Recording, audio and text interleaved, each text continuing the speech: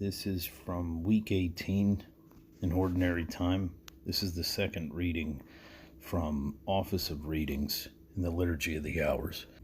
For anybody who doesn't know one of the most important things of the Catholic faith, the Bible is not the sole root of the Catholic faith.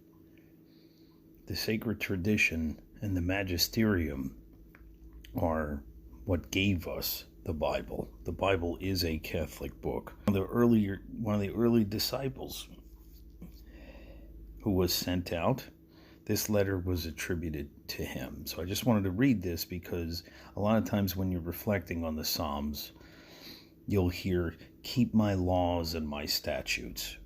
Well, we live in uncertain times, but they are not uncertain as it comes to the precepts and the statutes of the way of light.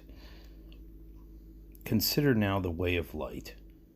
Any man who is bent on reaching his appointed goal must be very careful in all he does.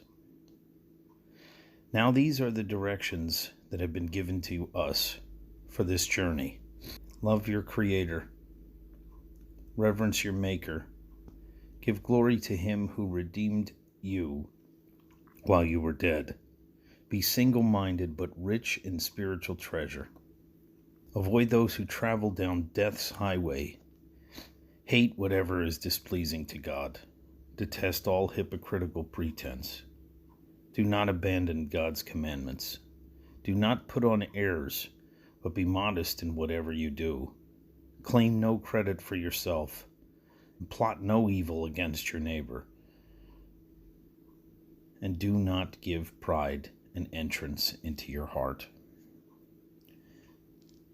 Love your neighbor more than your own life. Do not kill an unborn child through abortion, nor destroy it after birth. Do not refrain from chastising son or daughter, but bring them up from childhood in the fear of the Lord.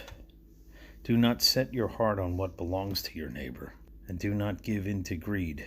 Do not associate with the arrogant, but cultivate those who are humble and virtuous.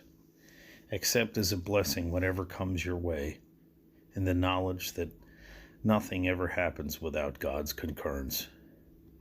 Avoid duplicity in thought and word, for such deception is a deadly snare. Share with your neighbor whatever you have. Do not say of anything, "This is mine." But if you share an imperishable treasure, how much more you should share what is perishable. Do not be hasty in speech. The mouth is a deadly snare. For your soul's good, make every effort to live chastely. Do not hold out your hand for what you can get, only to withdraw it when it comes to giving. Cherish as the apple of your eye anyone who speaks to you of the word of the Lord. Night and day you will bear in mind the hour of judgment.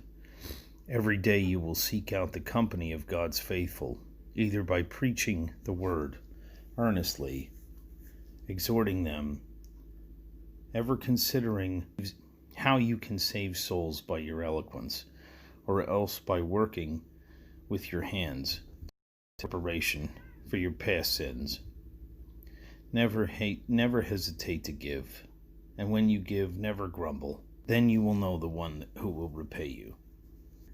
Preserve the traditions that you have received, adding nothing more and taking nothing away. The evildoer will be hateful to you. Be fair in your judgments. Never stir up dissension, but act as a peacemaker and reconcile the quarrelsome.